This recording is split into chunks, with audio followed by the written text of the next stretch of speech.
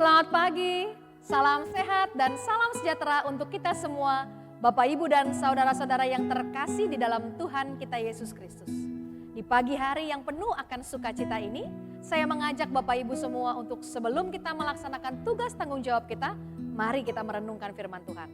Tapi terlebih dahulu, mari kita berdoa.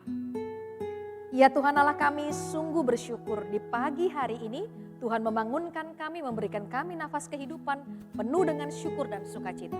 Sebelum kami melaksanakan tugas tanggung jawab kami akan merenungkan firman Tuhan. Roh Kudus menuntun dan membimbing kami sehingga firman ini akan kami lakukan dimanapun Tuhan percayakan kami berada. Berfirmanlah ya Tuhan, demi Kristus Yesus, Sang Firman yang hidup, kami berdoa, kami bersyukur, kami siap menyambut firman Tuhan. Amin. Pembacaan Alkitab kita di pagi hari ini terambil dari 1 Petrus pasalnya yang ketiga, ayatnya yang ke-8. Demikian firman Tuhan. Dan akhirnya, hendaklah kamu semua seia sekata, seperasaan, mengasihi saudara-saudara, penyayang dan rendah hati. Demikianlah pembacaan Alkitab kita. Berbahagialah bagi kita yang mendengarkan firman Tuhan dan yang mau melakukannya. Terpujilah Tuhan kita, Yesus Kristus. Seia sekata. Pernyataan Petrus yang kita baca pada pembacaan kita hari ini sebenarnya adalah pelengkap pada ayat-ayat sebelumnya.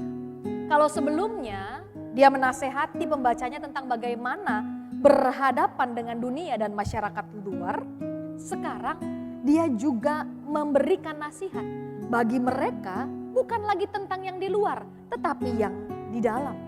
Bagaimana memperlakukan satu dengan yang lainnya di dalam sebuah komunitas. Menurut Petrus ada beberapa nasihat tentang bagaimana bersikap terhadap sesama manusia. Yang pertama, hendaklah kamu seia sekata. Pernyataan ini ditujukan langsung kepada orang-orang percaya sebab Petrus berkata kepada semuanya, all of you. Dan meminta kepada semuanya itu untuk mengasihi sebagai saudara. Perkataan seia sekata sebenarnya kalau di dalam terjemahan bahasa Inggris Ibu Bapak Saudara diartikan sebagai live in harmony. Berarti bukan harus sama, bukan harus selalu setipe, bukan harus selalu sependapat. Tetapi seia sekata di sini diartikan sebagai menjadi satu pikiran, hidup harmonis, memiliki roh yang menyatu. Yang artinya sekalipun ada perbedaan, sekalipun ada ketidaksamaan, tetapi bisa disatu padankan dalam satu harmoni yang indah. Lalu yang kedua, menurut Petrus, bagaimana bersikap dengan sesama manusia, hendaklah seperasaan, to be sympathetic.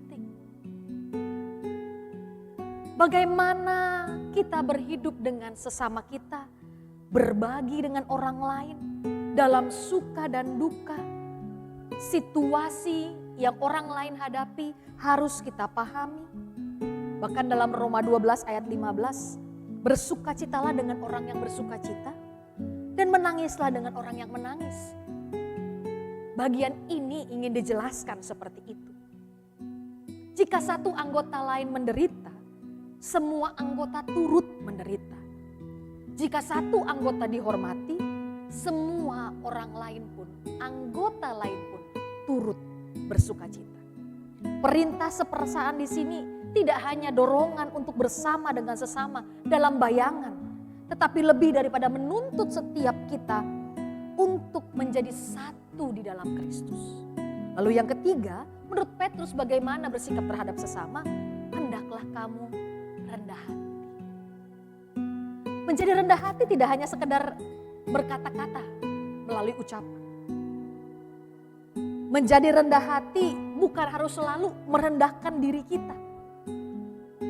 Kerendah hatian bukan penghinaan, bukan berarti kalah. Tetapi rendah hati menghargai orang lain.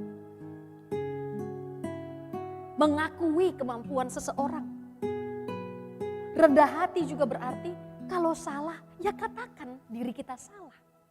Tidak harus selalu ngoyo mengatakan bahwa kitalah yang paling